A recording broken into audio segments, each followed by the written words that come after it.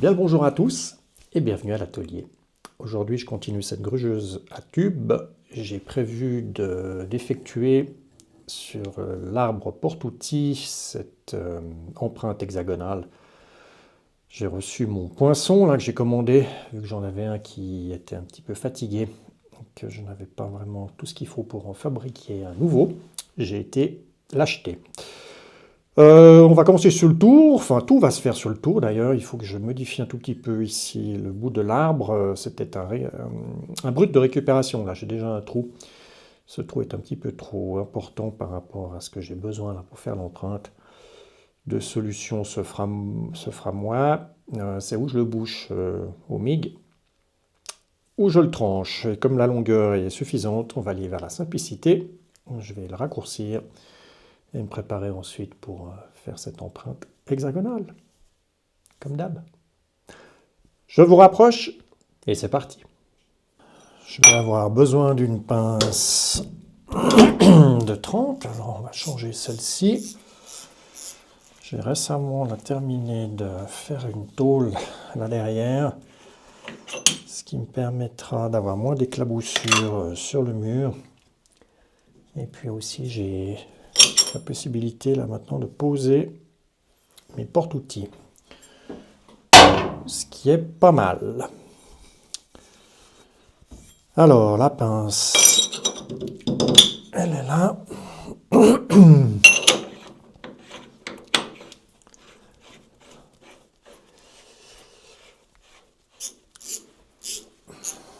Mon arbre, je l'ai posé ici.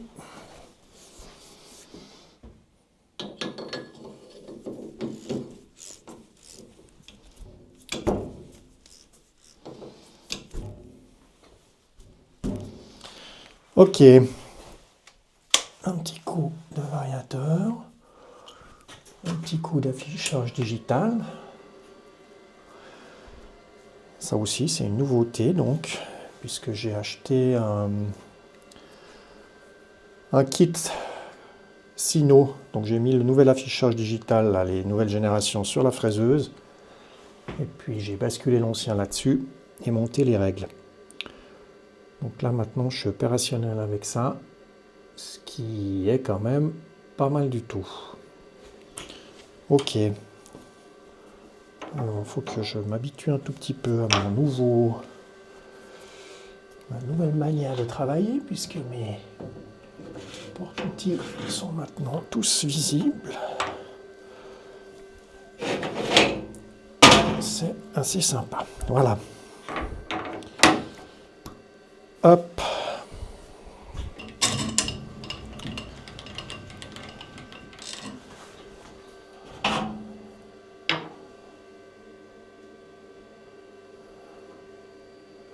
Ouais. Donc là, je suis effectivement un peu bas.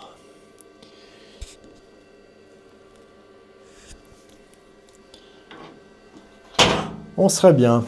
La profondeur de ce trou, qu'est-ce qu'on va dire?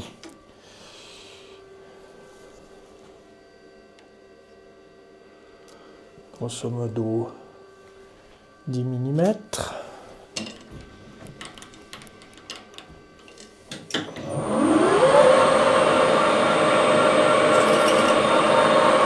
Le Z à 0. 10 plus l'épaisseur à chaque fois. 12. On serait bien.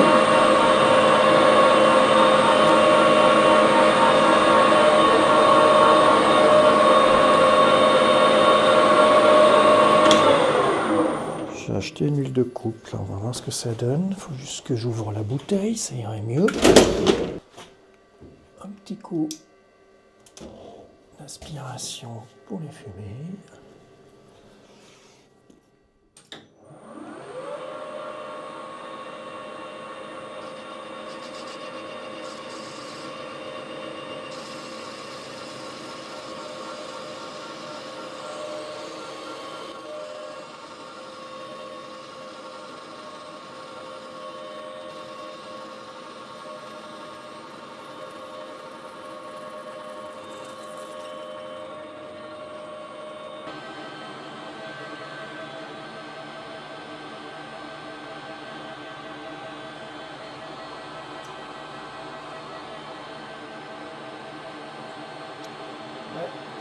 fait, là, on n'est pas extraordinaire, on a trop autre chose.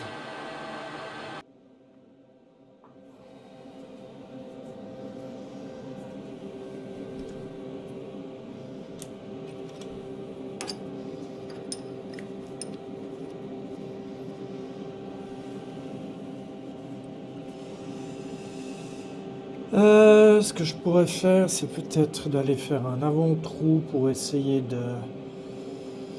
d'éviter de perdre encore un dixième sur le diamètre de perçage, histoire que... On va faire ça.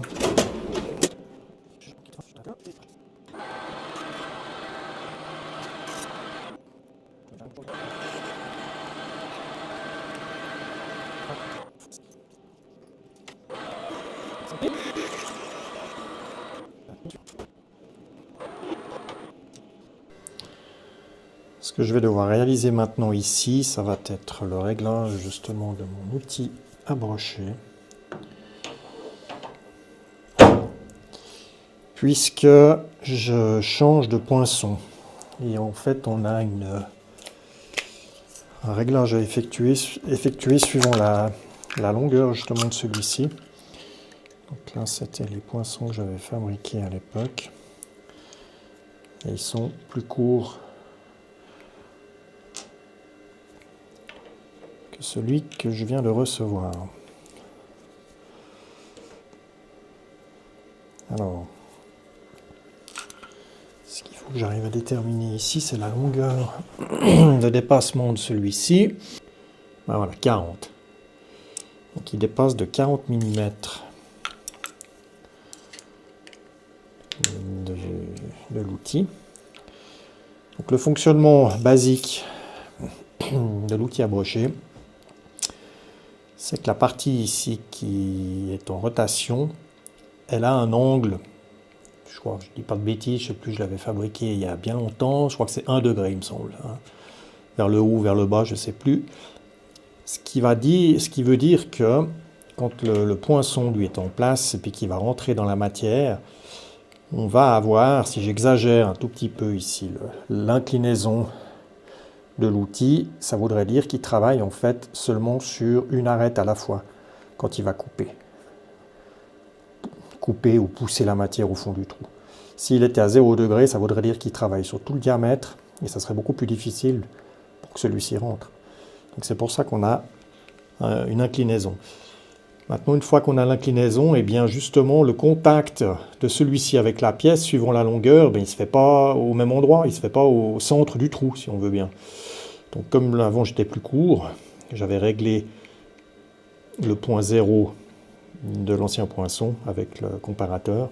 Et là, je vais devoir refaire cette maniclette à l'aide de cette pige que je viens de fabriquer. Et si ça se trouve, comme un gros malin, je l'ai fabriquée trop courte, mais ouais, non, mais j'y crois même pas. Quel imbécile je fais là. Alors, comment est-ce qu'on va faire ça? Faut que j'y mette quelque chose là au fond. Non, mais je te jure. Ça, c'est du Marco tout craché, ça. Marco tout craché. Donc, je reviens. Me voici de retour. Avec une pige, cette fois-ci, de la bonne longueur. Un peu plus longue que 40 mm. Ça aide généralement de prendre des mesures, au lieu de faire ça, comme je dis toujours, au pif. Maintenant, je vais faire un trait là au bout à 40 mm pour pouvoir poser mon comparateur à cet emplacement-là. Une fois que j'aurai ça, je vais pouvoir commencer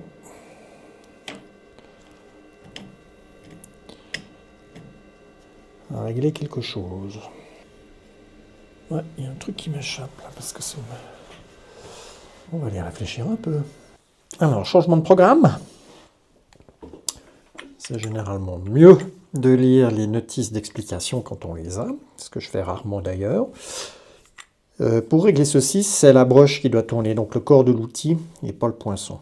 Donc c'était plus facile de venir sur la fraiseuse que de démonter mon mandrin afin de pouvoir fixer celui-ci sur le tour. Donc voilà, voilà.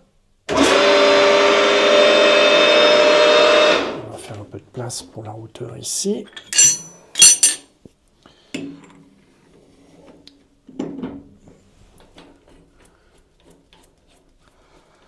Fixer celui-ci en place.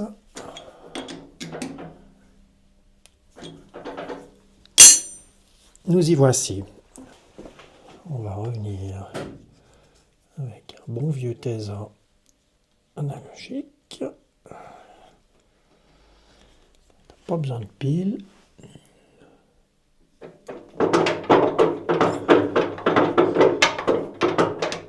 On va mettre à vitesse max. Libérer l'embrayage. Bon, regardez-moi ça. Voilà, donc là on voit bien qu'on n'est pas du tout bien centré.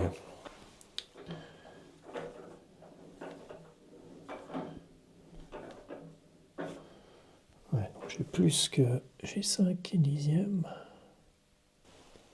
J'ai donc été desserrer toutes mes petites vis ici, desserrer légèrement celles qui traversent et qui servent les deux plaques.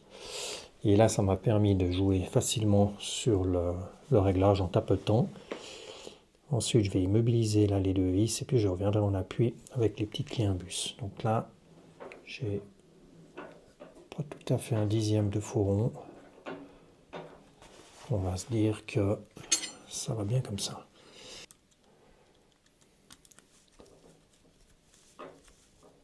Voilà. Celle-ci elle est déjà en pression. Celle-ci aussi.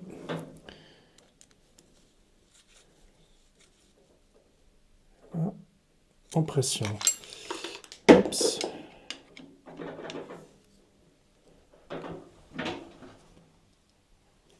Un petit serrage là.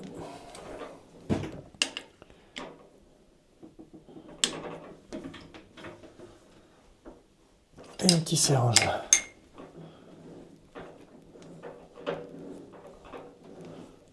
La classe. 200e. Que demande le peuple? Allez, retour sur le cairn. On est de retour sur le tour. Ça rime. Allez, on sort la pige. On met en place le poinçon. Et on va se préparer à régler un peu la vitesse de rotation. J'avais aussi une feuille qui était assez explicative avec ça. 41-40, mais il est bien indiqué, il est là. Qu'est-ce qu'on a ensuite? Les diamètres. Form size en millimètres ici. Ben ça c'est parfait. Je suis à 11, donc on serait là. 41-40, il est là. 900 tours minute. Il y a une avance hyper faible, 0.006 par tour. Donc on ne va pas pousser comme un fou là-dessus. On va peut-être pouvoir lubrifier un peu tout ça quand même. Ça serait bien.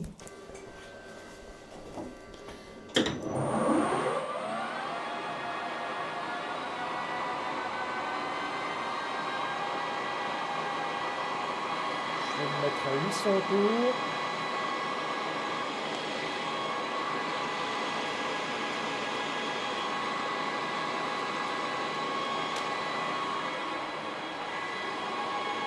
On va pousser doucement. Un petit coup sec pour qu'il tourne. Je dirais même qu'on va faire comme ça. Je vais juste le mettre au contact. Voilà, comme ça il va tourner avec, il ne va pas glisser.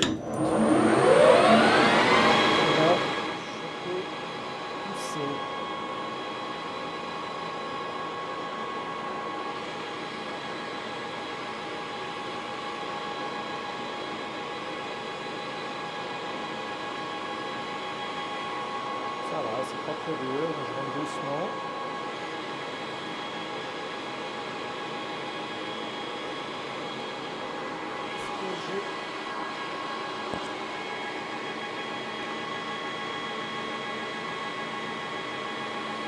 l'impression que je suis au fond.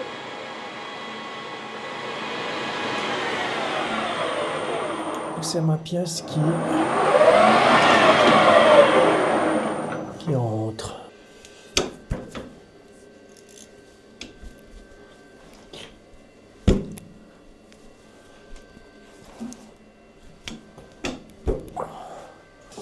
Bon, je vais tâcher de me recentrer correctement parce que là, j'ai pas dû aller plus profondément qu'une vingtaine de millimètres. Il me faudrait un peu plus tout de même. Comme j'ai fait le trou en conséquence, il n'y a pas de raison que ça y aille pas. Sauf que j'avais l'impression que c'était ma pièce qui rentrait là. Alors.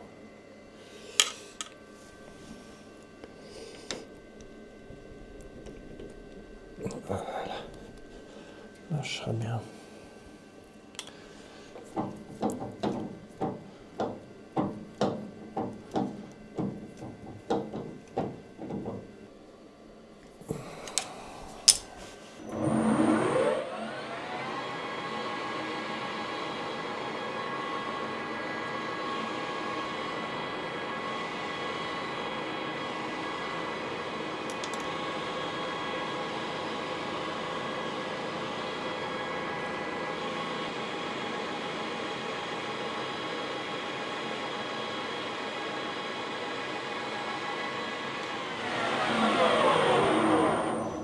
Qui est mieux.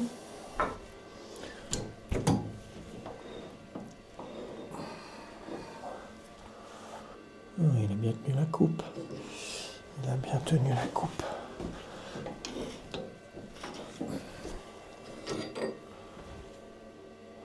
Oh, magnifique, on voit bien ça. Je vais tâcher de vous y filmer pour que vous puissiez voir quelque chose. On voit bien les copeaux qui sont au fond. Et l'empreinte hexagonale. Juste pas. Donc ça c'est bel et bien la dimension que j'ai mesurée. Il y a un tout petit quelque chose quand même. Donc je vais devoir juste reprendre un tout petit peu les plats ici à la lime pour que ça puisse fonctionner. Ouais, dis donc, on voit bien le fond là, c'est bien. C'est bien. Ok, j'adapte ça et je vous remontre ça ensuite. Voilà, cette empreinte terminée. J'ai été mettre une vis là de serrage pour immobiliser justement le support là, des mèches cloche. Donc ça va bien.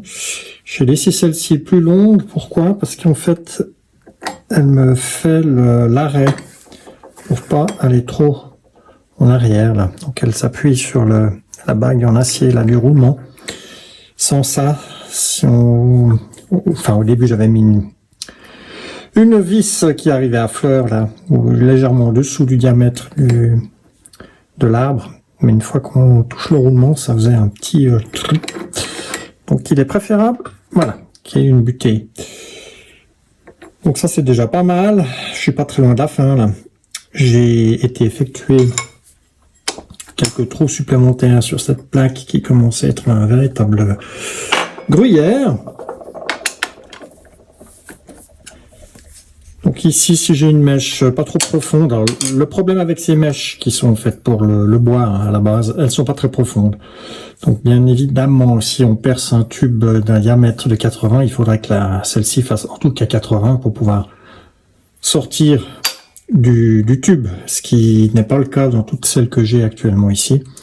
Ce qui veut donc dire que lorsqu'on fait un grugeage, eh bien on va au maximum de la profondeur de la mèche, on ressort avec une meuleuse, on va couper le bout qui sera sur le tube, qui aura déjà été tranché, pour permettre de sortir de celui-ci, avec une mèche qui fait pas la profondeur. Mais c'est tout à fait faisable. Voilà, donc ça, c'est pas non plus tous les jours que je vais faire des grugeages. Qu'est-ce que je voulais vous montrer encore? Oui. Donc avec celle-ci, je pourrais faire dans ce sens-là la problématique si je vais faire des angles un peu... je vais être à 10 cm du tube, enfin le tube va être à 10 cm dans le vide. Je pense que ça risque de vibrer. C'est pour ça que j'ai été faire un trou ici pour être à 90 degrés. Et ensuite, j'en ai fait 2 autres. J'en ai encore un plus loin le jour où j'ai une mèche qui serait plus longue pour pouvoir échapper. Et celui-ci, ça serait celui qui me permettrait justement de faire les ongles en me rapprochant du côté des pions. Voilà. Donc là, ça me permettrait d'aller faire les ongles dans la direction du tube. Donc j'ai fini là aussi ces pions avec une ouverture plus importante. Si on veut mettre un tube, ça c'est ce que vous avez vu dans la vidéo. Et puis j'ai été refaire une série là un peu plus grand. Donc tout ça pour dire que il va me rester juste ici à faire l'indication des ongles. Il faut que je commande sur AliExpress là, ces serre-joints pour le portable de soudure aussi là, qui a un diamètre de 16. Ça me permettra de me fixer sur la plaque et de brider mes tubes. Voilà, donc là, c'est tout pour aujourd'hui. Je pense, et j'aimerais croire surtout que la prochaine vidéo sera la finale. Mais je pense qu'on est parti pour. Allez, à bientôt pour la suite. Salut.